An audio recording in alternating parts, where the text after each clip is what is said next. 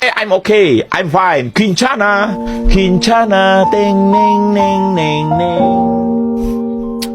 Ku menahan rasa sakit, rasa sakit. Few moments later.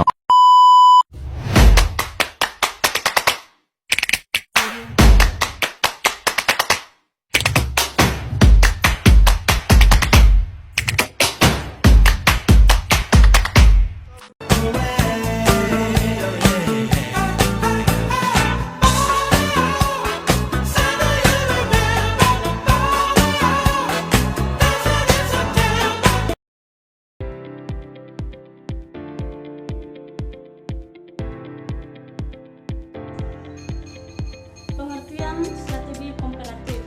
Strategi komparatif adalah pendekatan dalam perencanaan pelaksanaan tindakan yang melibatkan kerjasama dan interaksi antara individu, kelompok, atau organisasi untuk mencapai tujuan. Jenis-jenis strategi komparatif. Yang pertama, aliansi strategis, yaitu organisasi atau perusahaan yang memiliki tujuan serupa atau saling melengkapi dapat membentuk aliansi strategi.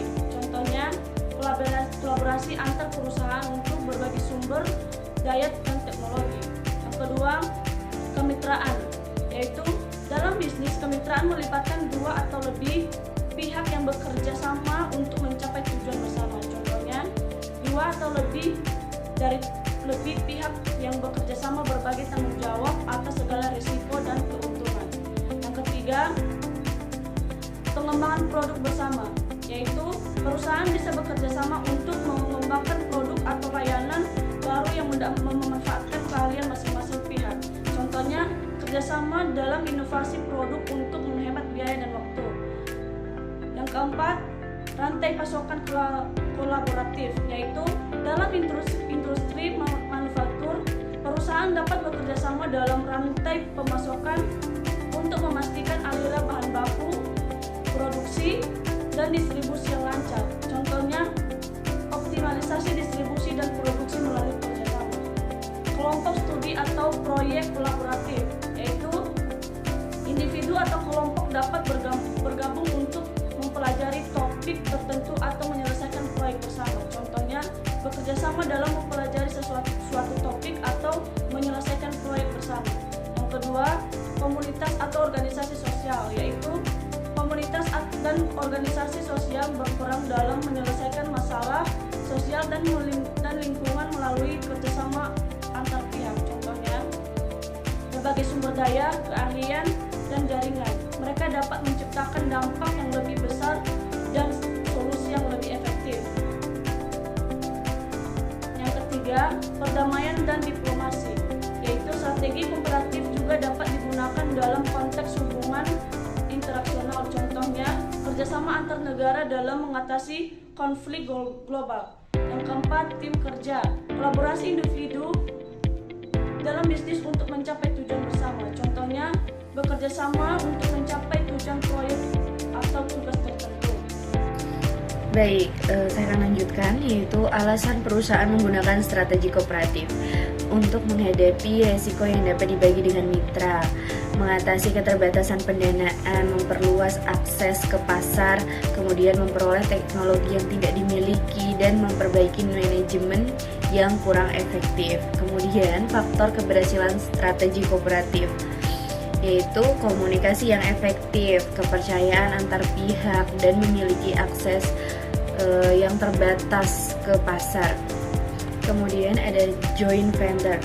Pengertian joint venture atau usaha patungan adalah bentuk kerjasama bisnis di mana dua atau lebih perusahaan bergabung untuk membentuk entitas baru yang terpisah dan independen dengan tujuan bersama. Dalam JV atau joint venture ini, perusahaan-perusahaan ini dibagi resiko, sumber daya, keuntungan, dan kendali untuk mencapai tujuan bersama seperti mengakses pasar baru, menggabungkan teknologi atau keahlian, dan mengurangi biaya serta resiko. Struktur dan kepemilikan. Joint venture dapat diorganisir dalam berbagai struktur hukum seperti perusahaan terbatas atau LLC, kemitraan, dan perusahaan patungan. Kepemilikan dan kontrol dalam JV biasanya berdasarkan perjanjian yang dibuat dengan pembagian keuntungan dan kerugian yang sebanding dengan proporsi kepemilikan masing-masing pihak. Karakteristik joint venture atau usaha patungan. Yang pertama, perusahaan baru JV melibatkan pembentukan entitas baru yang memiliki tujuan dan operasi terpisah. Yang kedua, kerjasama internasional, banyak JV yang melibatkan perusahaan domestik dan asing.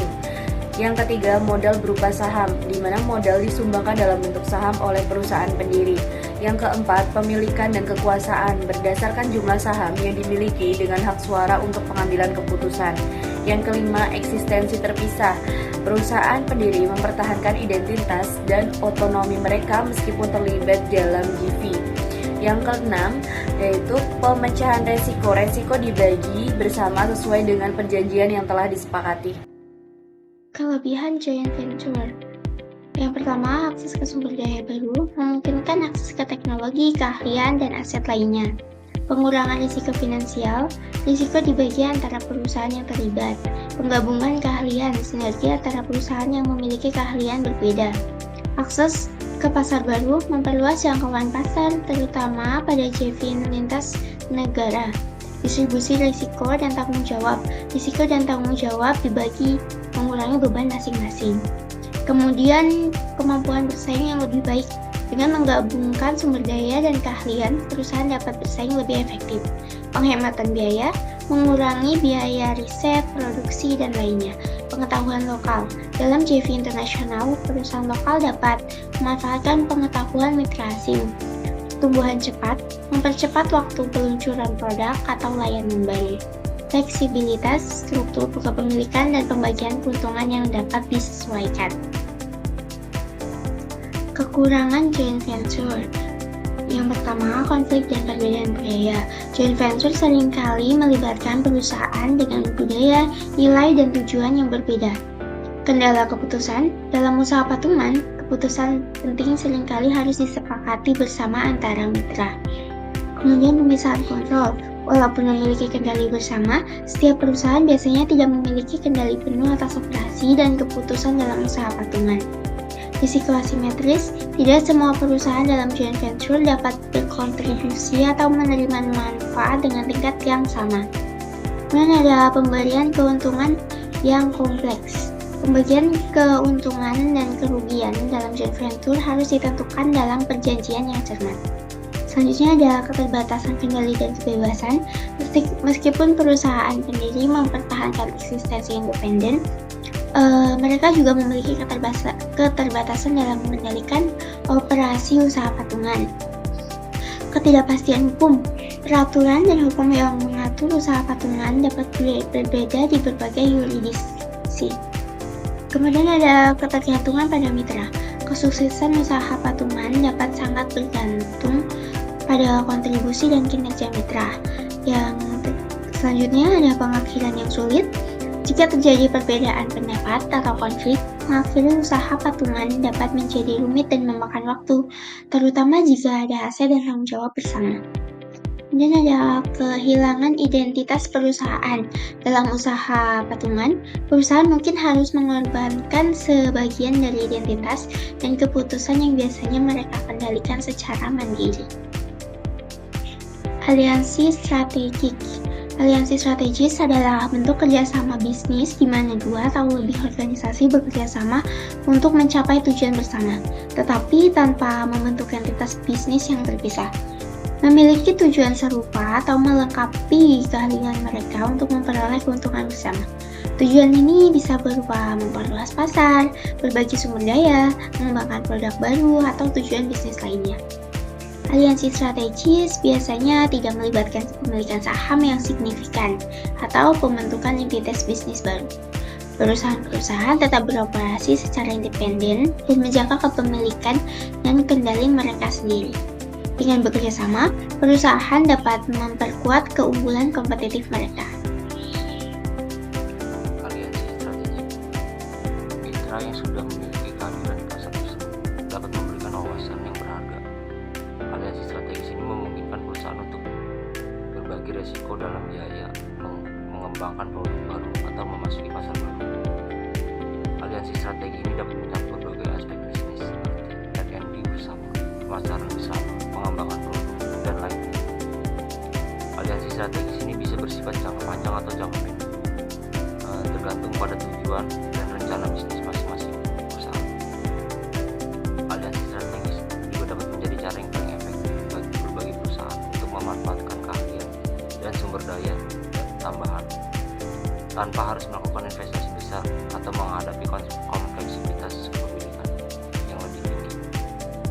Namun, seperti bentuk kerjasama lainnya, aliansi strategi ini juga memerlukan manajemen yang baik dan komitmen yang kuat dari semua pihak yang untuk mencapai kesuksesan bersama. Selanjutnya ada merger. Merger adalah proses penggabungan dua atau lebih perusahaan yang berbeda menjadi satu entitas baru yang terintegrasi. Dalam merger, perusahaan-perusahaan yang berada digabungkan menjadi satu entitas, atau salah satu entitas yang sudah ada akan menyerap yang lain. Hasilnya, suatu entitas ini yang lebih besar dan lebih kuat dari yang ada sebelumnya. Merger biasanya dilakukan dengan tujuan tertentu, seperti memperkuat posisi pasar mereka, meningkatkan efisiensi, mengakses sumber daya tambahan, menggabungkan teknologi, atau memperluas portofolio produk. Merger melibatkan penggabungan berbagai aset, termasuk aset fisik, finansial, teknologi, dan sumber daya manusia. Merger juga melibatkan berbagai aset, termasuk aset fisik, finansial, teknologi, sumber daya manusia. Merger dapat menghasilkan keuntungan sinergi, di mana hasil penggabungan mereka lebih besar daripada jumlah bagian-bagian individu. Ini bisa termasuk penghematan biaya, efisiensi operasional, dan pertumbuhan pendapatan. Integrasi yang sukses setelah merger itu sangat penting. Ada beberapa jenis merger yang termasuk ada merger horizontal antara perusahaan dalam industri yang sama, merger vertikal antara perusahaan dalam rantai pasokan yang berbeda, dan merger konglomerasi antara perusahaan dalam industri yang tidak berhubungan. Jadi kesimpulannya, ada strategi kooperatif merupakan pendekatan yang efektif untuk mencapai tujuan bersama melalui kolaborasi antara individu, kelompok, atau organisasi. Bentuk utama dari strategi kooperatif ini dari berbagai sumber daya bisa mengurangi risiko dan memperluas akses pasar. Yang pertama, joint venture memungkinkan perusahaan berbagi risiko atau sumber daya untuk mencapai tujuan bersama dan membentuk suatu entitas yang baru. Yang kedua, aliansi